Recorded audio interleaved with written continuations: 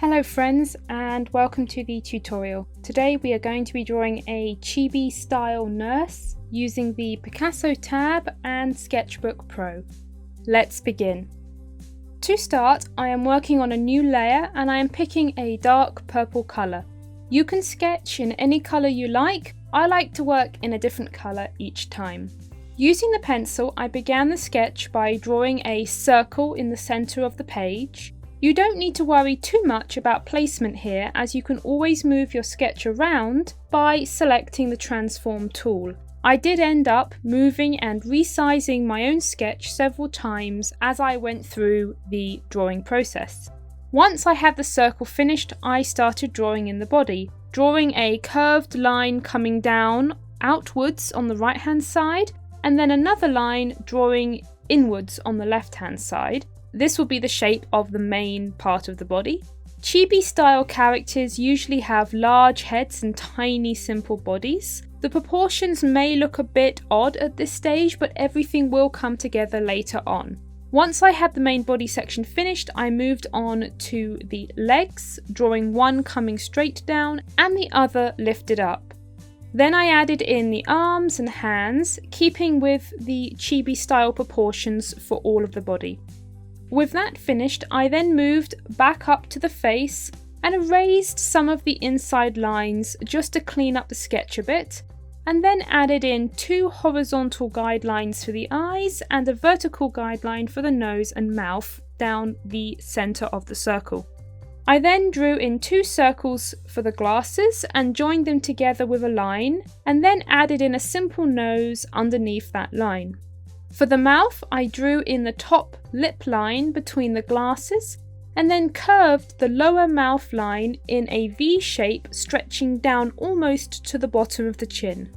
I then added in the tongue and eyes, a few freckles as well as the ears.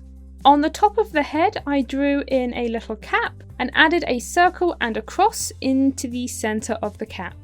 From the cap, coming down on either side, I drew in her curly hair, focusing on drawing large clumps of curls. Once the hair was finished, I went back to the main body area and added in some further details, including the front of her coat, buttons, a collar and pockets. I like to move around the drawing as I build up the sketch, zooming in and out as I go, and I like to get the main outlines down before I go in to add further details. This way it's easy to adjust the proportions at the beginning before I get into adding too many of the details.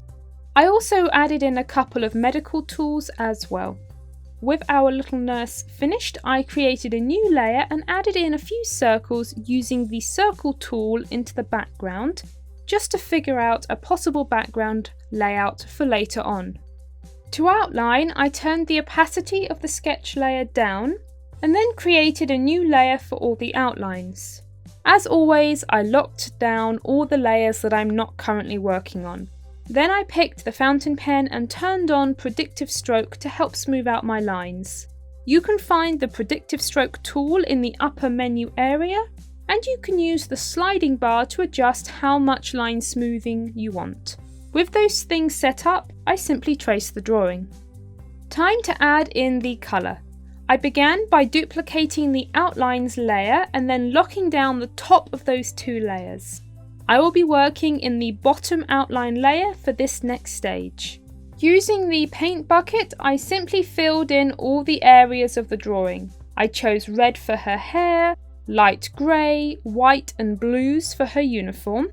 The paint bucket tool is the quickest way to add colour to a drawing.